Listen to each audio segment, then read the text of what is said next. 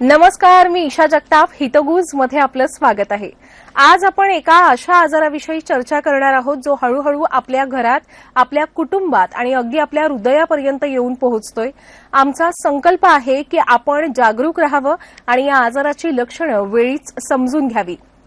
बहुतांश लोकांना वाटतं की मधुमेह म्हणजे फक्त शुगर, पण खरं तर हा आजार आहे सायलंट किलर, जो हळूहळू आपलं हृदय, डोळे, मूत्रपिंड आणि नसांचं नुकसान करत जातो आणि आपल्याला याची कल्पनाही नसते. काही रिपोर्ट आपल्याला वाचून दाखवते. IDF 2025 रिपोर्टनुसार जगभरात 589 दशलक्ष लोक मधुमेहाशी झुंज देत आहेत. आपल्या भारतात 101 दशलक्ष लोक मधुमेहानं ग्रस्त आहेत आणि ICMR इंडिया बी 2023 रिपोर्टनुसार जवळपास 1 दशलक्ष लोकांना प्री डायबिटीज आहे. म्हणजे जवळपास प्रत्येक दुसरं घर या स्थितीनं प्रभावित झालंय. आणि सर्वात चिंताजनक गोष्ट म्हणजे मधुमेह असलेल्या व्यक्तींना हार्ट डिझीज किंवा स्ट्रोक होण्याची शक्यता ही 2 ते 4 पटीनं अधिक आहे, जे अतिशय गंभीर आहे, असं खरं तर ADA 2025च्या अहवालात म्हटलंय. त्यामुळे या सर्व परिस्थितीचं गांभीर्य लक्षात घेऊनच प्री डायबिटीजचे संकेत समजून घेणं आणि आपल्या आरोग्याचं संरक्षण करणं हे अतिशय महत्वाचं आहे. आणि म्हणूनच आपण आजचा हा विषय निवडलेला आहे. आणि त्यासाठी या चर्चेत माझ्याबरोबर काही तज्ज्ञ डॉक्टर जोडले गेलेले आहेत. कार्यक्रमाला सुरुवात करण्याआधी, आजच्या चर्चेला सुरुवात करण्याआधी डॉक्टरांची ओळख करून देते. आजच्या या चर्चेत सहभागी झाले आहेत डॉक्टर संजय अगरवाल, जे MD आहेत आणि त्यांनी FACE, FACP या फेलोशिप देखील संपादित केलेल्या आहेत. ते सध्या नॅशनल RSSDI चे सेक्रेटरी आहेत. तसंच रुबी हॉल क्लिनिकच्या department of diabetes, obesity and metabolic डिसीजेसचे ते डिरेक्टर आहेत. आणि त्याचबरोबर पुण्यातील सह्याद्री हॉस्पिटल्सच्या department of diabetes, obesity and metabolic diseases ते प्रमुख आहेत. डॉक्टर, आपलं कार्यक्रमात स्वागत आहे.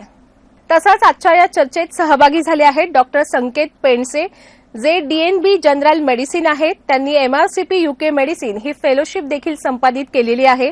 तसंच त्यांनी डिप्लोमा इन डायबेटोलॉजी एम्स कोचीन इथून केलेला आहे आणि सध्या ते नागपूरच्या डायबिटीज क्लिनिक अँड रिसर्च सेंटरचे कन्सल्टंट डायबेटोलॉजिस्ट म्हणून कार्यरत आहेत.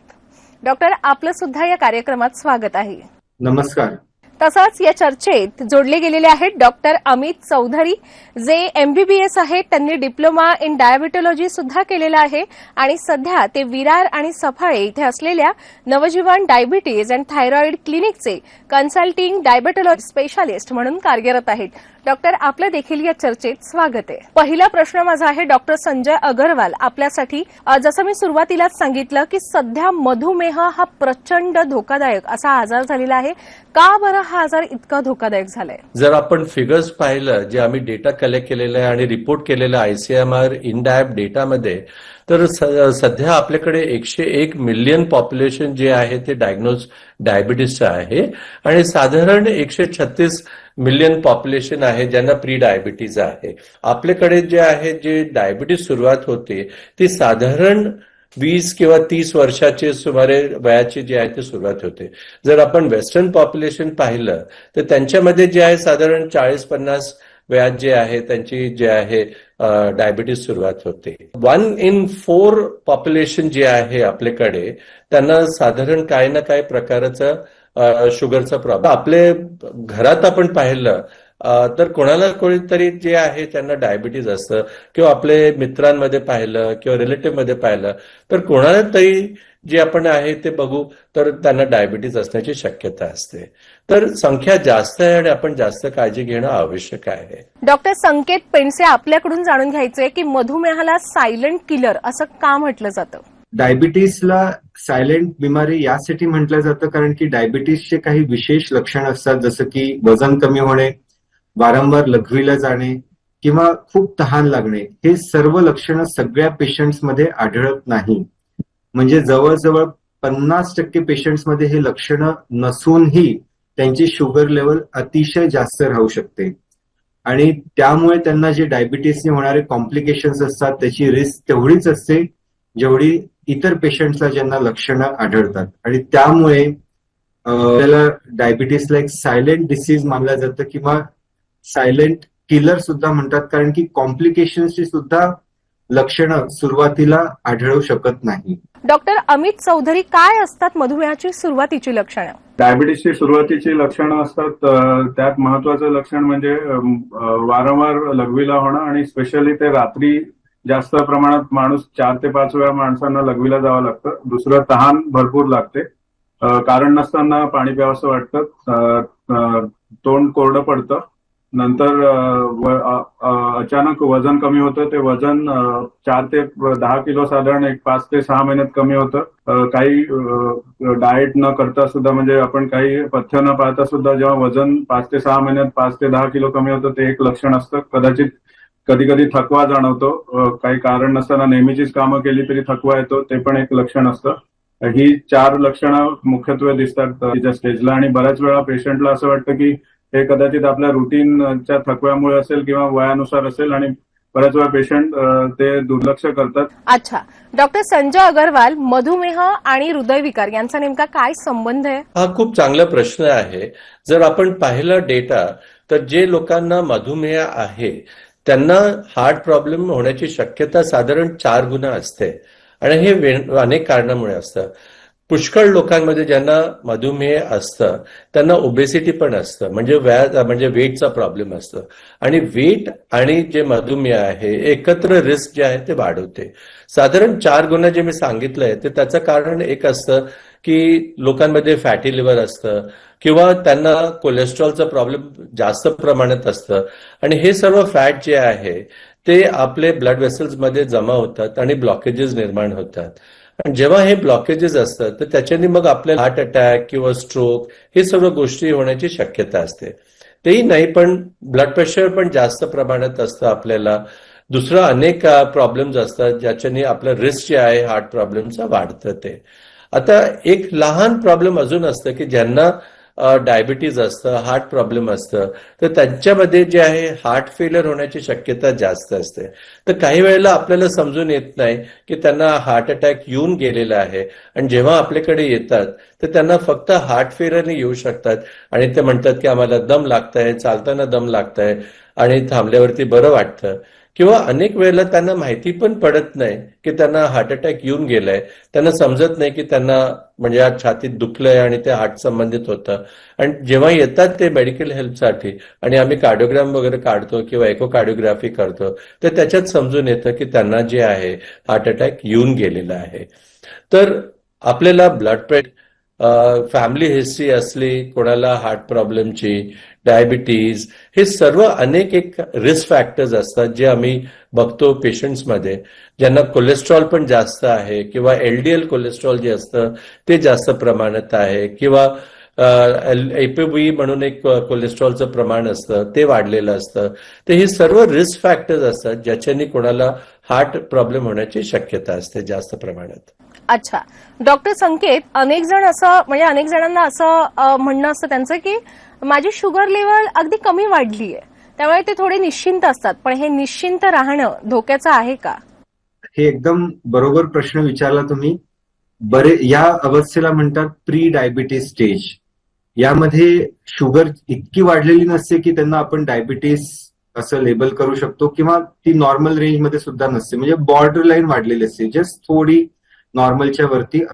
तर ह्याला आपण प्री डायबिटीस स्टेज म्हणतो. आणि यामध्ये पण पेशंट्सला काहीही लक्षण नसतात, पण ही पण धोकादायक स्टेज असते, कारण की या पेशंट्समध्ये असं आढळलं गेलं की हार्ट डिसीज व्हायची रिस्क जास्त असते ऍज कम्पेअर्ड टू पेशंट ज्यांना डायबिटीस नाही आहे. आणि त्याचप्रमाणे या पेशंट्सला डायबिटीस व्हायची शक्यता अतिशय जास्त असते, म्हणजे येणाऱ्या काही वर्षांमध्ये त्यांना डायबिटीसचा जो जास्त मोठा रूप असतो ते व्हायची शक्यता असते. डायबिटीसने होणारे कॉम्प्लिकेशन्सची पण रिस्क असते. पण त्याच वेळे आपण हे समजू शकतो की ही खूप सुवर्ण संधी असते की जर का आपण जास्तीत जास्त पेशंट्सला प्री डायबिटीस स्टेजमध्येच पकडू शकलो तर त्याच वेळेस त्यांची जी जीवनशैली बदलायची गरज असते, आणि काही पेशंट्समध्ये औषधांची पण गरज असू शकते. ती योग्य वेळेस सुरुवात केली तर आपण डायबिटीसला पोस्टपोन करू शकतो, आणि काही पेशंट्समध्ये डायबिटीस होऊन वाचू पण शकतो. अच्छा, डॉक्टर संजय यांनी आपल्याला सुरुवातीला सांगितलं की डायबिटीज हा आजार सध्या एवढा का धोकादायक झालेला आहे, पण त्याची कारणं काय आहेत? म्हणजे आजकाल डायबिटीसची रुग्णसंख्या एवढी का वाढते? नेमकी कारणं काय आहेत? त्याचं मुख्य कारण जे आहे ते आपली बैठी जीवनशैली आहे. त्यामध्ये आपलं जे वाढतं शहरीकरण आहे त्याच्यात आपल्याला दैनंदिन जीवनासाठी वेळेचं फार महत्व आहे. त्यामुळे आपलं धावपळ होते ट्रेन पकडण्यामध्ये, नंतर वेळेवर ऑफिसला पोहोचण्यामध्ये. त्यात हल्ली बऱ्याच वेळा आपल्याला 8-8, 10-10 तास एका ठिकाणी बसून लॅपटॉप, डेस्कटॉपवर काम करावं लागतं आणि ते करत असताना बऱ्याच वेळा जो ताण येतो ते काम संपवायचा, टार्गेट्स असतात ते पूर्ण करताना जो ताण येतो त्यामुळे आपण वेळेवर जेवत नाहीत, अवेळी खातो, त्यामध्ये आपण बऱ्याच वेळा चुकीचं खातो, त्यामध्ये आपण तळलेले पदार्थ जास्त खातो, अवेळी जेवणामुळे शरीराला ताण पडतो आणि त्यामुळे शरीराला जो ताण पडतो त्याच्यामुळे इन्सुलिन जे आपल्या शरीरात बनतं ते व्यवस्थित काम करत नाही आणि येणाऱ्या 5 ते 10 वर्षात आपल्याला मधुमेहासारखा आजार होतो. कारण की जे काही शरीरातले जे घडामोडी असतात त्या चुकीच्या पद्धतीने चालू राहतात आणि हेच महत्वाचं कारण आहे की आपलं बैठी जीवनशैली आणि चुकीचा आहार आणि कमी झोप आणि वाढलेले ताणतणाव या सगळ्यांचं मिळून हल्ली डायबिटीसचं प्रमाण आपल्या समाजात वाढताना दिसतं आणि त्यात भारत आता नंबर 1चा डायबिटीसचा देश झालाय. डॉक्टर संजय, जर आपण मधुमेहावर योग्य वेळी योग्य उपचार केले नाही, त्याचं व्यवस्थापन केलं नाही, तर आपल्या शरीरात नेमक्या कोणत्या समस्या होऊ शकतात? परत चांगले प्रश्न विचारले आहेत. जर आपण पाहिलं जे लोकांना खूप दिवसापासून मधुमेह आहे, म्हणजे साधारण एक 8-10 वर्ष झाले आणि त्यांनी जर आपलं शुगर चांगल्या प्रमाणात ठेवलं नाही आहे आणि साधारण त्यांचं शुगर जास्त प्रमाणात असतं तर त्यांना अनेक ऑर्गनवरती त्याचा परिणाम होण्याची शक्यता असते.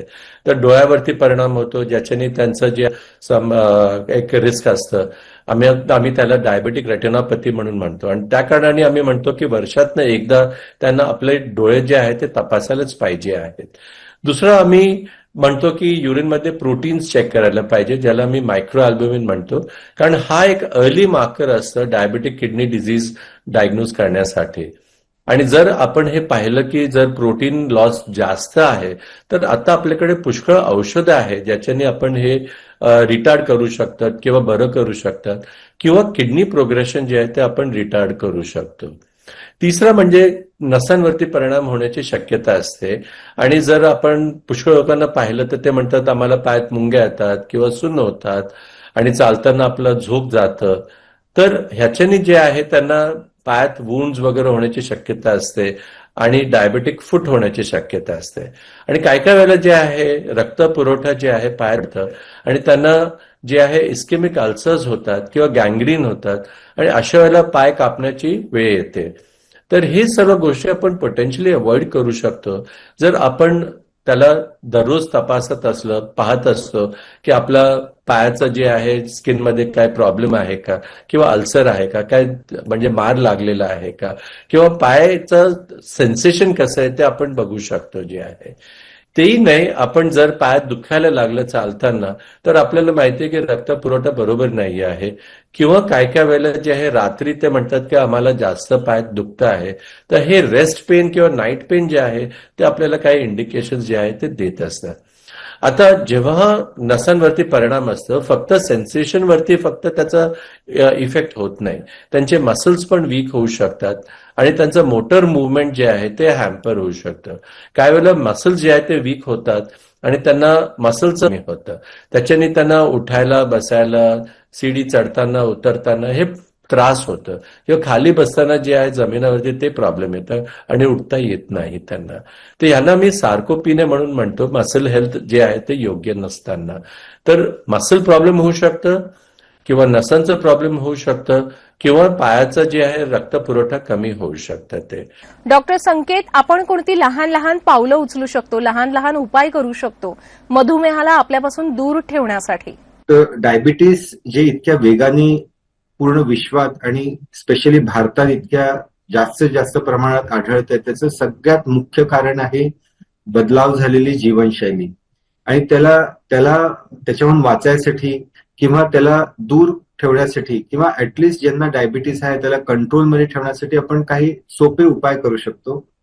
त्यामध्ये सगळ्यात पहिला रोल येतो आहार नियंत्रण, संतुलित आहार म्हणतो, ज्यामध्ये आपण थोडं कमी जेवणं आवश्यक आहे, थोडं कॅलरीज कमी करणं आवश्यक आहे. जे हेल्दी फूड आयटम्स असतात जसं की green veggies, salads, protein rich food जसं की आपण व्हेजिटेरियन प्रोटीन पण कन्झ्युम करू शकतो. सगळ्या प्रकारचे कडधान्य असतात. होल ग्रेन्स म्हणजे गहू किंवा ब्राऊन राईस असतो किंवा बाजरा ज्वारची चपाती, हे सगळ्याचं कन्झम्पशन वाढवायला पाहिजे. रिफाईन्ड प्रोडक्ट्स, अल्ट्रा प्रोसेस फूड जे पॅकेज फूड असतं त्याचं कन्झम्पशन जितकं कमी तेवढं चांगलं. क्वचित आणि कमीत कमी असायला हवं. तेलचा वापर सुद्धा कमीत कमी पाहिजे. बरेच लोक खूप निरनिराळ्या प्रकारचे तेलचा प्रयोग करतात पण त्याचं प्रमाण कधीच कमी करत नाही. तर ते जास्त महत्वाचं आहे की आपण तेलाचा उपयोग कमी करू, तेलाचं क्वांटिटी कमी करू रॅदर दॅन क्वालिटी. एक्सरसाइजचा रोल खूप इम्पॉर्टंट आहे. तर कमीत कमी अर्धा तास रोजचं व्यायाम करणं आवश्यक आहे, पायी फिरणं आवश्यक आहे. डॉक्टर अमित, जेव्हा एखाद्या व्यक्तीला कळतं की आता मला मधुमेह जडलेला आहे, मला डायबिटीज झालेला आहे, मग त्यांनी सर्वात पहिली स्टेप कोणती उचलावी? मधुमेह आपल्याला जेव्हा समजतो आपल्याला आहे, तेव्हा आपण घाबरून न जाता आपण संयमाने त्याला सामोरं जावं. कारण की मधुमेह हल्ली फार प्रत्येक एक घरात 10 माणसं असतील तर एका माणसाला मधुमेह हल्ली होतो. तर त्यामुळे आपण घाबरून न जाता संयमाने आणि धीर चित्ताने आपण डॉक्टरांनी सांगितलेले आहारातले बदल आणि त्यांनी दिलेली औषधं व्यवस्थित शिस्तबद्धतीने खाल्ली तर आपण मधुमेह आणि मधुमेह किंवा त्याला आपण इंग्लिशमध्ये डायबिटीस म्हणतो तो व्यवस्थित नियंत्रणात ठेवू शकतो. आणि डायबिटीस जेव्हा नियंत्रणात राहतो तेव्हा येणारं आयुष्य जे असतं, साधारण हल्ली माणूस 70-80 वर्ष ऍव्हरेज जगतो, तर ते सुखकरपणे आणि काही गुंतागुंत न होता आपण जगू शकतो.